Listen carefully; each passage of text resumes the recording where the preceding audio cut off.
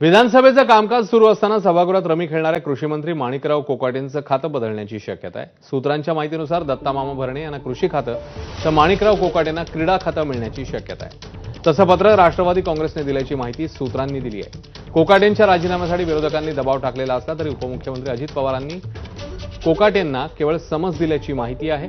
कोकाटेंनी 42 second नव्हे तर 18 ते 22 मिनिटं रमी खेळल्याचा दावा शरद पवारांच्या राष्ट्रवादीचे आमदार रोहित पवारांनी केला आहे।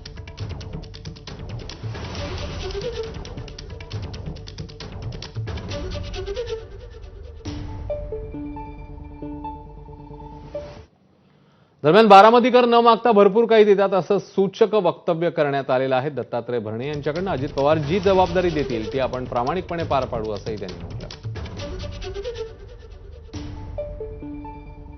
अजून मला कुठल्याही प्रकारची अधिकृत माहिती नाही, तर आमदार झेडपीचे अध्यक्षला न मागता संधी दिली, आमदारपदी न मागता संधी दिली, मंत्रिपद न मागता संधी दिली आणि आता कॅबिनेट मंत्री सुद्धा न मागता संधी दिली। किंवा अजितदादा पवार साहेब हे निश्चित प्रकारे माणसाचे पारख करणारे नेते, त्यामुळे त्यांना कळतं की कोण काय। त्यामुळे मगाशी तुम्हाला म्हटलं की बारामतीकर सगळेच बारामतीकरांना पारख असते। अजून कुठल्याही प्रकारची अधिकृत घोषणा नाही, त्यावर मी बोलणं योग्य नाही। मला अजून ज्यावेळेस अधिकृत काय घोषणा होईल किंवा अधिकृत ज्यावेळेस मला कळेल तर नक्की तुमच्यासमोर मी बातमी द्यायला किंवा तुमच्यासमोर बोलण्यासाठी मी नक्की येईल। दरम्यान अंबादास दानवेंनी यावरून निशाणा साधलाय। कोकाटे क्रीडा मंत्री झाल्यास रमी अधिकृत खेळ होणार का असा खोचक सवाल त्यांनी केलेला आहे। पाहूया।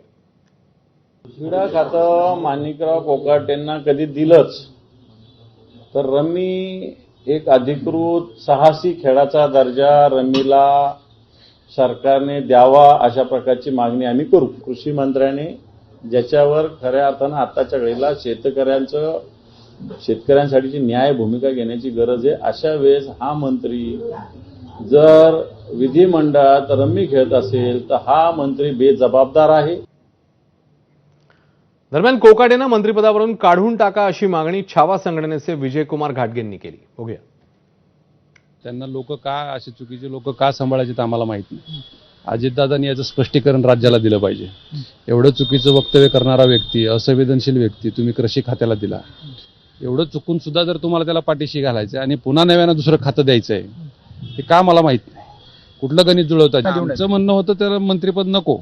आता शेवटी राजकीय भूमिका त्यांची काय आहे, कशासाठी गणित लावतायत? जिल्हा परिषदा, स्थानिक स्वराज्य संस्था निवडणुकीच्या अनुषंगाने त्यांचे गणित असू शकतात, परंतु आमच्यासाठी कृषी खातं हे महत्वाचं आहे। आम्ही शेतकऱ्यांची पोरं आहोत। शेतकऱ्यांना जे खातं महत्वाचं आहे त्या खात्याला संवेदनशील व्यक्ती पाहिजे।